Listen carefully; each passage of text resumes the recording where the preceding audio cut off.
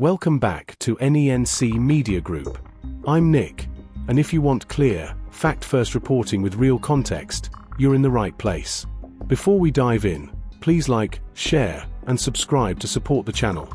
It helps more people find balanced coverage. Today we have two segments, and the second has genuinely surprising developments you'll want to hear. So stick around. Let's dive in. Tap that bell if you haven't already. And thank you for supporting independent analysis from NENC Media Group. Ukraine's defense forces report a precision strike on a seaport in Russia's Astrakhan region, specifically the Alya, also spelled Alya, seaport. Units from Special Operations, working with other branches of the defense forces, executed a fire strike aimed at reducing Russia's ability to carry out airstrikes against Ukraine. The reported target was a ship transporting components for Iranian-made Shahed drones, the disposable attack systems Russia has used extensively. Why that location? Because the Alya port sits in the Volga River delta where the waterway meets the Caspian Sea, a funnel for cargo moving between Iran and Russia. Ukrainian officials describe it as a logistics hub for military goods coming from Iran, which tracks with earlier sanctions targeting entities alleged to supply Moscow with Iranian weapons. Disrupting that node is meant to slow the flow of components that end up as airstrikes against Ukrainian cities. The strike is part of a broader deep strike pattern, targeting infrastructure far from the front. Ukrainian reporting says terminals and ports have comprised a notable fraction of successful hits on Russian territory since early 2025, while most deep strikes have ranged roughly 200 to 1,000 kilometers. They also estimate the economic damage from this year's campaign at tens of billions of dollars, while not disclosing the exact methodology. There is precedent in the Caspian theater. Last November, a Ukrainian strike drone hit a Russian Navy missile boat at the base in Kaspiysk. Ukrainian accounts said the drone traveled roughly 1,500 kilometers from the Ukrainian border to reach the target, illustrating significant reach.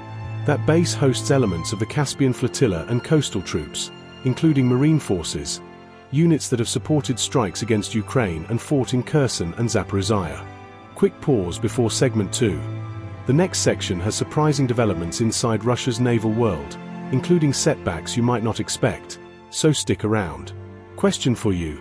Do you think striking deep logistics hubs inside Russia will meaningfully reduce drone and missile attacks on Ukrainian cities this year?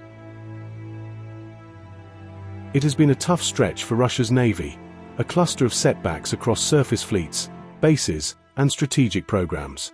The headline is the fate of Admiral Kuznetsov, Russia's last aircraft carrier. After years of repairs and accidents, multiple reports say it has been decommissioned and will be scrapped for parts. The rationale offered is familiar.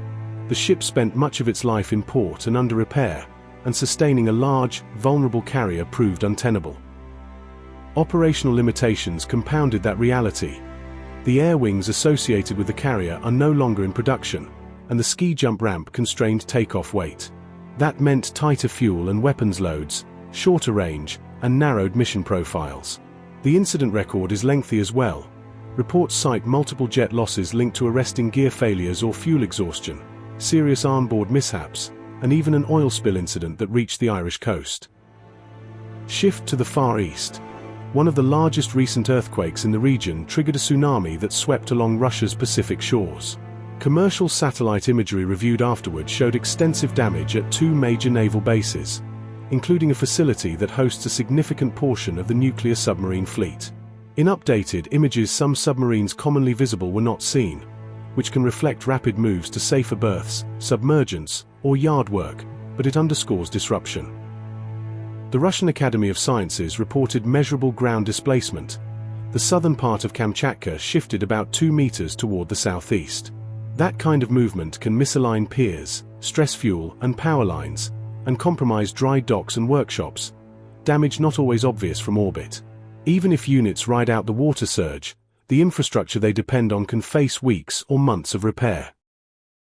There is also a sensitive development under the surface. Ukraine's military intelligence says it obtained classified documents and schematics tied to Russia's newest Project 955 strategic submarine program. According to those claims, some materials were released publicly, while others describe survivability systems for a boat that entered service only weeks ago.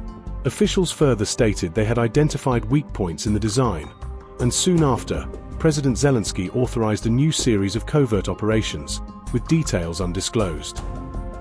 Taken together, these threads depict stress across Russia's naval posture, from a symbolic loss of a carrier to physical damage at bases and exposures in strategic programs.